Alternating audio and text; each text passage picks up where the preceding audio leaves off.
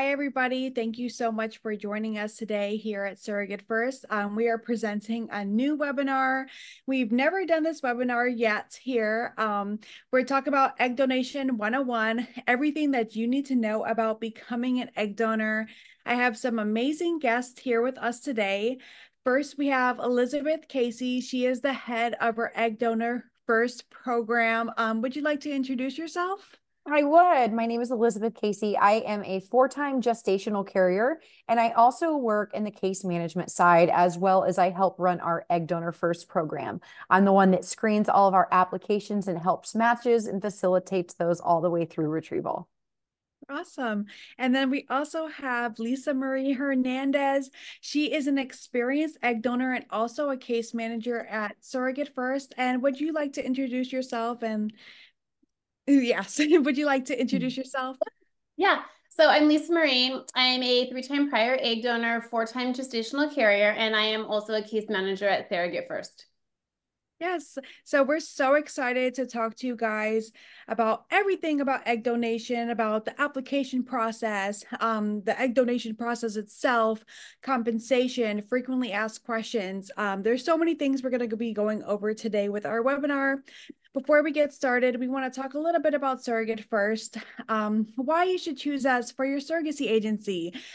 So we have a few amazing programs here at Surrogate First. We have Build Your Own Compensation, where you can choose whatever compensation you feel fits best for your individual journey. We have amazing health and wellness program that is free to everybody who is a surrogate and an egg donor with us. We have experienced GC coordinators, so everybody has been an intended parent or a surrogate here at Surrogate First. I lose my breath too much, guys. Sorry, guys. We have a Surrogate Plus program, and we have an amazing supportive community. So we're just going to be going through all these frequently asked questions. And first, I wanted to start off with, for people who might not know, what is egg donation? I will start with what our program does, and then I'm going to let Lisa Marie explain the differences and what she may have done. So Egg Donor First is we are a matching agency, which means we let you get into the application pool. You would be a donor in our donor pool, and then we also have an intended parent pool. And those intended parents are going to search through that pool of candidates and find their ideal donor and read all about them. And then we would match them together, and they would do what is known as a fresh donor cycle. That means that you as the donor would go to their specific fertility clinic. And the difference of that in other programs is some clinics have their own clinic where they will get frozen eggs and put those on ice in an egg bank. And then the intended parent can choose your frozen eggs and get them that way. We don't do that method. We do fresh cycles only. So we allow you guys to match as a set, and then you go to wherever their clinic could be, which could be anywhere around the country, and then you donate your eggs with them. Lisa Marie, do you know the other options for the egg donation? Yeah, so two of my three cycles was fresh cycles where I was matched with potential IPs who were going to be using my egg. My last cycle was through an IVF clinic, and that clinic actually did the frozen cycle where they had IPs who could select, different donors and have that egg reserve available, for the IPs to choose from at that time. Awesome. Yes, I was actually an egg donor one time, and I'm not even sure exactly if I did a fresh or a frozen cycle. I think I possibly did a frozen cycle with a family that I was matched with, just because I know when the baby was born and it wasn't like immediately after. So I assumed it was a frozen cycle. Probably. When you are signing up to be an egg donor, are you notified? Like, is it a frozen cycle or is it a fresh cycle? And is there like a better chance if you use one or the other? Well, it's really more of the waiting game. If you're in the donor pool, you're going to have to wait till you get selected, and that can be, you could get matched after a week, and you could be waiting a year. So it's really on your preference of what your personal timeline is in your life. If you're willing to wait, you can also do both. You are able to donate multiple times. So if you want to get started and do a frozen bank, that's absolutely fine. But ours is one, it's a matching service. Right. Okay. That's good to know. One of my next questions, a lot of people are interested in what are the requirements to become an egg donor. They hear about how it can help so many families, but they're unsure of the requirements. Can you guys go over some of the requirements with us? Sure. So the main requirement is age. As an older surrogate, you would think that we could do this forever. We really can't. We have a very, very limited time that you are able to donate your eggs. It's ideally from 21 to 29. And that shocks a lot of people. We're not calling anybody old whatsoever, but those young eggs are the ones that have the best chance for fertility. And so for egg donation, it is 21 to 29, and we are really, really strict on that. We can sometimes push it to 30, 31, but I haven't seen it done over 31. We also do need a healthy BMI. What's great about that is you can change that. If your BMI is over 27.5, you can lose a few pounds and reapply. There is a minimum height. You do have to have both of your ovaries, but you are welcome to have your tubes tied. That's absolutely okay, which sometimes shocks people as well. So if you're done having your own children, you can still donate your eggs. Overall, we need you to have a clean bill of health, regular menstrual cycles. Unfortunately, we cannot use tobacco. As far as it comes to marijuana, we also can't have any drug use, but as far as marijuana, due to the legality in different states, it can come back positive. It is okay if you put yes, that you are a marijuana user on your application, but we will need to refrain from use for 3 months or whatever the specific clinic requests before you donate. And that could sometimes deter an intended parent, as you might understand. But yeah, we do understand that it's definitely something that's becoming more legal. Besides that, you have to have a clean family history, and that's something that you might not know. And we don't know that either. So when you're filling out the application, be as honest as you can, because what we're going to do after that is we're going to get you a genetic test, a full genetic test, kind of like a 23andMe, but it's an expanded version. It's a carrier test. It's really fun to find out what you carry and all the things about you. And just because you have something doesn't mean you're disqualified. And then you're also going to meet with a genetic counselor. And that genetic counselor is going to comb through your family history. Their job is to find out all the information about all of your relatives and help answer those questions. So it's really important to know those things. So if you are adopted, you can be a donor, but we do need you to have the actual information of your biological family. Right. We do have a few other requirements, but these are kind of, for our program. Each program might want different things as far as education. Ideally, you have to have at least a high school diploma, and we want you to be getting some kind of continued education or have a goal with your career. And you could see how that would be something that people are important. We understand if you're 21, you might have just graduated high school, and that's okay. But if you're in college, that's totally fine. If you have to have a flexible schedule because you're going to be traveling and doing some appointments, and then have to be okay with giving yourself injections, that's normal as well. Lisa Right. Marie? Can you think of any others that I missed out on? No, I think that pretty much covers, a general guideline. Of course, every agency and every clinic is different, Yeah. but there are some strict requirements, that we have to adhere to.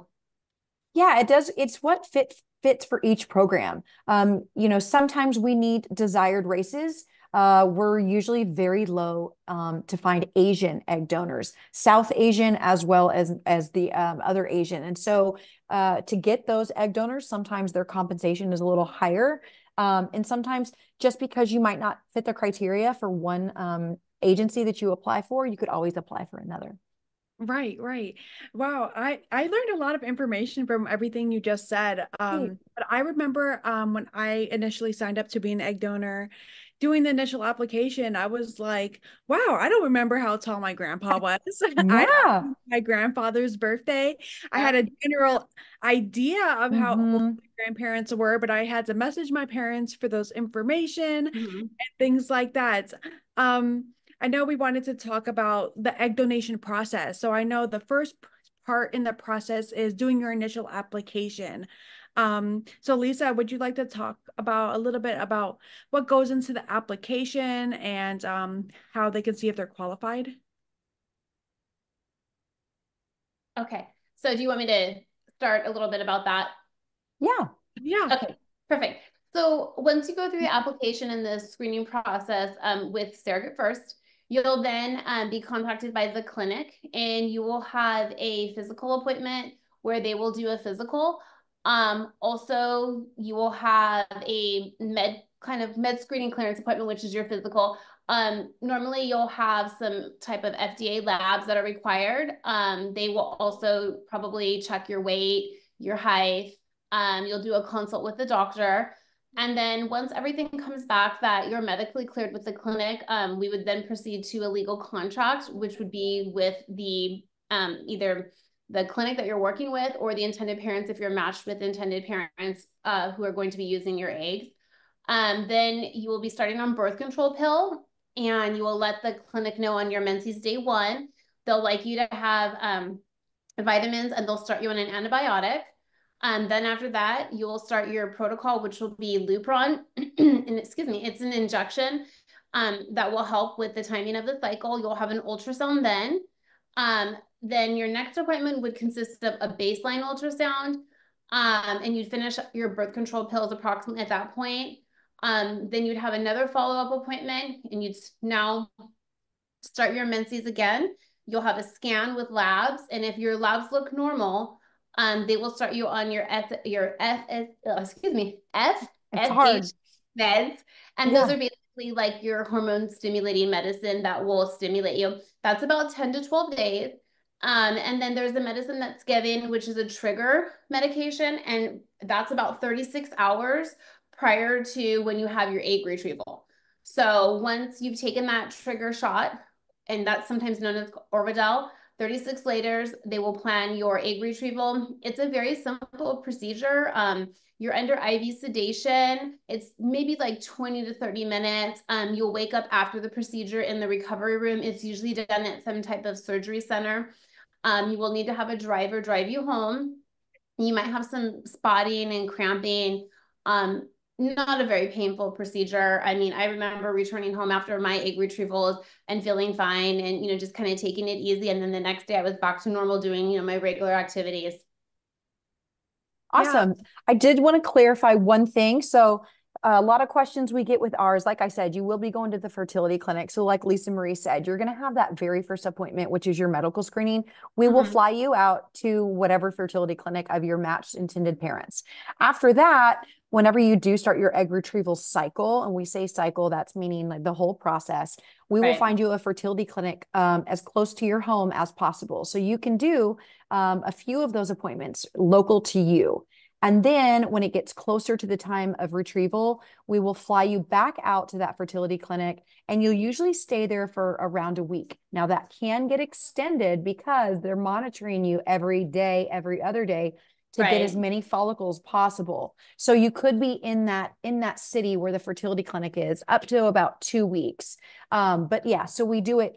You're there at the fertility clinic, then you're doing some local, and then you go back to the fertility clinic for the actual retrieval. Right. Yeah, that's how it was for me when I did my egg donation around 2 years ago. I did have the outside monitoring appointments local to me, and then Great. seeing that I was ready, I flew out, and then I was about there 5, 6 days. Luckily, it wasn't that long for me, and Good. then I was able to come back home. The main side effect from my egg donation was being very sleepy. I was just very sleepy from all the medication, but I really wasn't in any pain, just minimal swelling. So I kind of thought it would be a lot worse than that, honestly. Yeah. Yeah, I mean, in the process of, taking the medication and stuff, like some of the side effects I remember were kind of just like PMS symptoms. Nothing that was really painful. I still continued, my regular life working and, taking care of my kids and stuff. I worked with a local clinic, so I didn't have to do any of the travel. So there were a lot of appointments. And I think the thing too is like, with each clinic, their schedule might be a little bit different, but it's just really important to know that like when you commit to this process, you have to be flexible and available. Such a good point. Because so many times when we have like really young college students or just like young women apply, sometimes it is hard with, their scheduling and their flexibility and stuff. So just know that it definitely is a time commitment, during that time. But you'll have a calendar that the clinic will give you. They'll review the dates with you, make sure that you're able to commit to this process, and they'll review the meds with you and, just walk you through each step of the way, as well as, reaching out to your egg donor coordinator as well, for any type of support. Okay, that's great. Yeah. So it is definitely a huge responsibility when becoming an egg donor. So just make sure you're flexible, you're able to make all of your appointments. Sometimes these appointments are very early in the morning, 7 o'clock Yeah, in the definitely. morning. If you have children, you will need childcare for most of these Definitely. appointments because you can't bring them in all these fertility centers. So that's one thing that I didn't know really when I became an egg donor. I wanted to talk about like how are egg donors compensated? Like, is there a general compensation for most egg donors, and what should we expect for this year, 2024? Yeah, for our program, our base comp starts at 10K.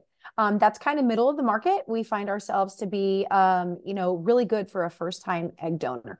We would normally stay within that 10 to 12K range. If you have a specialty or a doctorate degree, or you are an experienced surrogate, or certain features about yourself that are highly desired qualities that are low and hard to find on the market, you can get yourself a higher comp.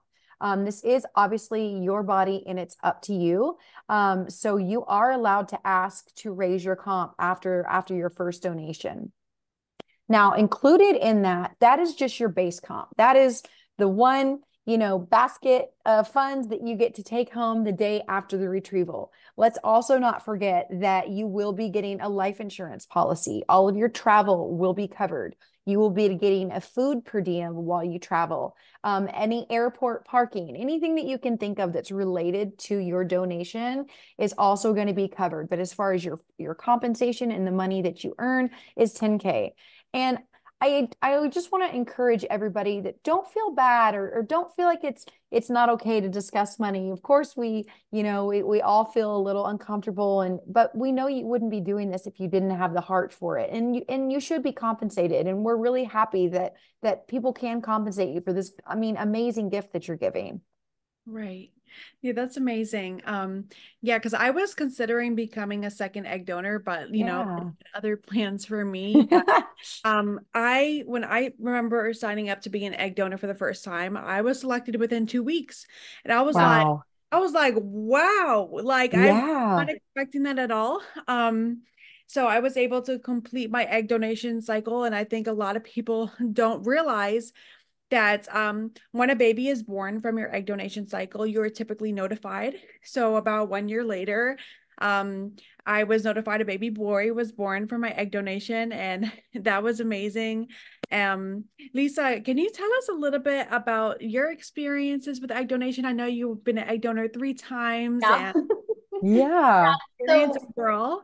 Yeah, so my introduction into even like surrogacy and egg donation was kind of like cohesive, meaning when I had applied to be an egg donor, I applied through one of the fertility clinics and I was selected pretty quickly. So the law firm that was representing me for my legal contract, I ended up working for them after as their egg donor coordinator for several years. After that, I became their senior case manager for about 20 years. So that was my introduction into like infertility, egg donation, and surrogacy. My prior background was social work. And it just was something that was very interesting to me. Of course, I had full support from my spouse, and my children were very young at the time, so they really didn't understand about egg donation. But my family was very supportive. My brother was adopted, so my family has always been very open-minded with different methods, to achieve your family goals. And I ended up doing 2 more egg donations, one with the same fertility office and one with a different office. And then I ended up becoming a surrogate after that, 4 times. And I did 2 sibling journeys. I love it. Amazing. I have a So similar story from, as well. Because I was yeah, a donor first, and like right when I finished my egg donation, I signed Mhm. up to be a surrogate because I was like, I would love to help families more Yes. and I would Yes, love to do this. And so it's kind of like they kind of go together. They And I'm do go yeah, together. Yeah. they The do. difference is with surrogacy, you have to have had a child of your own first. And a lot of Right. egg donors haven't had that. So after they've Yeah. had their own baby, I'll reach back out. Do you want to be a surrogate? Yeah. And a lot of them want to because it's Of kind of course. just Yeah. like It's an that extension of that. same. Yeah. Yeah. Yeah.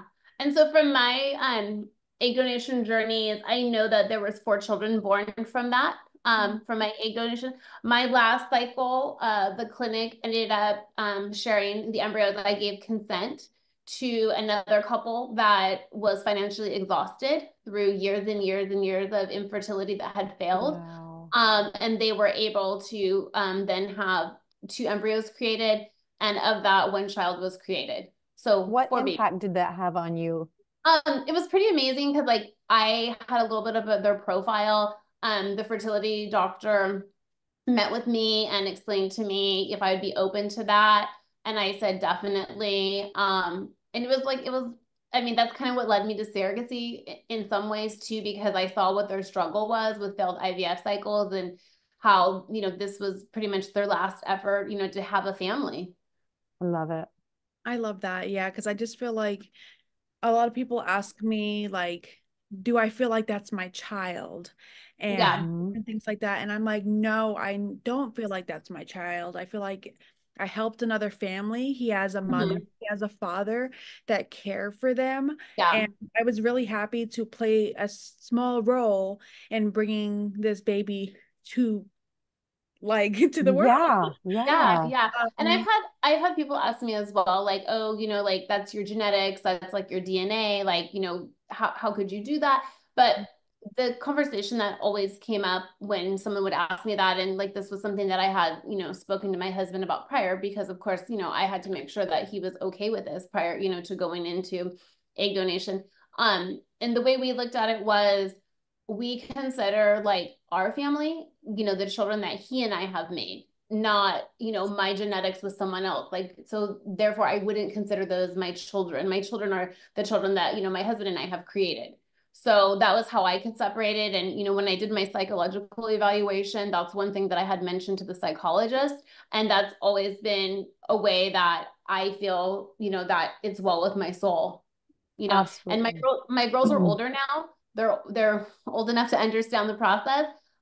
They're very aware that I was a donor. They had questions when they were younger, and I was very open with them, and I explained it to them in that same way that, it wasn't a sibling that I was giving away. It wasn't like a stepchild. It wasn't anything more than, me helping another family, start their family. Oh, I love that. I really love how you put all of that, because that's kind of exactly how I feel as well. Yeah. Me and my husband, those are our kids. These Yeah. kids have families that love them and adore them and are so blessed to have them. I Yeah. have a few, just some frequently asked questions here. How many times can you be an egg donor? Lisa Marie? So from what I understand with the guidelines, it's 4 times. It's That's what I 4. I Yeah. was always told 4. I almost did a 4th cycle of egg donation, but I became a surrogate right away. So that took care of that. And of course, now I'm, much past the age to be able to do that. But 4 is recommended, and it's a healthy guideline, because you Hmm. want to make sure that your fertility is also okay and that you're not, overstimulated with these meds repeatedly. Hmm. Right. And that kind of leads into my other question. I get this question all the time. Will donating eggs affect my own fertility? It won't. It luckily will not affect your own fertility. There is a very, very small percentage of having a hyperstimulation situation that and you do have a life insurance policy for anything that, but it is very, very rare. As far as fertility of your own, you're only using eggs that are in your reserve that would have never been used. Since your body naturally produces and releases 1 per month, what we're doing is hyperstimulating those and getting a bunch of those that are in the reserve that would not have been used. Yeah. Right. And I can definitely second that, because there's a test that we do. It's an AMH test, which is a lab test, which Hmm. tests your fertility to see what your ovarian reserve is. And I had mine tested a couple of times after just to see what it was. And I was within above average range. And, several time donor, so it definitely didn't affect fertility in any way. Awesome. And is there any advice that you guys would like to share to end the webinar off with? Just any advice that you would love to give to people considering egg donation in any way?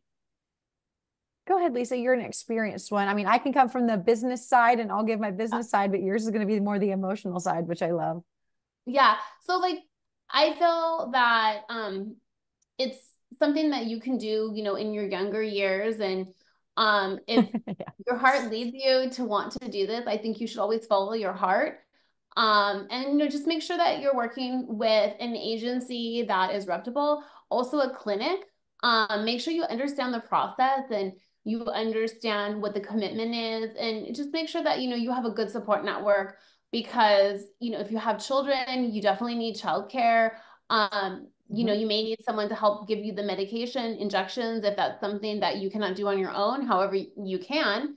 And I just think, you know, just to educate yourself about the process and make sure that you're comfortable, you know, with everything and, you know, go over your contract and, Yeah. you know, make sure that you're advocating for yourself because you know your worth and you know what you're looking for, you know, in an agency and also in a clinic that you're working with. And also if, you know, you're working for a certain goal, you know, make sure that you're following through with, you know, what is important to you. Yeah. That I'm going to piggyback on that. I think the final thing, at least from my side, what I really want donors to think about is if they're already thinking about this, I want you to think about long term.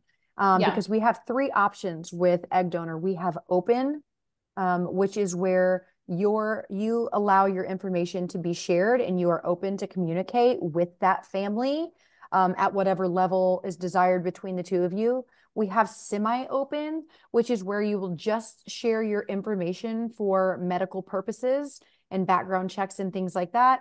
And then the last one what we have, which used to be called anonymous, and I just blanked on the word. It's I just blanked on the word is it's not called anonymous anymore, but it would be Like what unknown, anonymous. Yeah, it's not known I'm sorry, donation, it's but de-identified. Sorry, okay. de-identified. And we call it de-identified and we dropped that word anonymous due to 23andMe and ancestry.com because we can't guarantee that you will not be, you know, found out when this Yeah. person does a genetic test when they get older. So those are really important things to think about on how open you want to be and think about the long term. And that's a really, really important decision. And that's totally up to you. And the intended parent will also have a desire and those need to match. So when you're applying, we know you have the heart. We know you want to do it, but think about everything that works best for your life. And do think about the 20 years or the, you know, 18 years down the road and what could happen. Yeah, I think that's really important because when you become a parent or if say at the time of your donation your children are young, think about like, you know, what the impact might have on them and how you know, you'd want to share this with them because I feel as a parent, I wanted to share this with my children because I wanted them to know. And it was important, you know, every family has, you know, different values and stuff, but that was important, you know, to my family values with my kids. Yes, I 100% agree. Whenever my boys are old enough, I will love to share this with them to be like, hey, you know, this is what I did. I want you to be Yeah. aware. And also when it comes to the egg donor baby that I created, I always had the mindset that potentially he might find me one day. And Exactly. Yeah. I for me personally, I would never seek out him because I feel Right. it's a child's decision. And if he Sure. wants to seek out me one day, I will be 100% open to it. And just like having that mindset and thinking about everything, thinking about the future is very important. Yeah, Yeah. I think being open-minded is the key in this, because it's just really important so that you have like a clear idea and you know what the expectations are. You know, that way you're not disappointed and you know you're just well educated on it. Right. Absolutely. Oh, that's amazing. Well, I wanted to thank you guys for joining us for this webinar Yes. today. Thank you for And having us. if you guys have any questions and if you guys are watching the recorded version of this, you can email me at jasenia@surrogatefirst.com. Lisa, how can they get in contact with you if they have any questions? So I'm Lisa Marie at surrogatefirst.com. And I'm Elizabeth at eggdonorfirst.com. Yes. And feel free to leave us any questions or comments down below. We would love to answer your questions in the future. And thank you guys so much for joining us for this webinar. This was Thank you. wonderful. Right. Bye. Bye. Bye.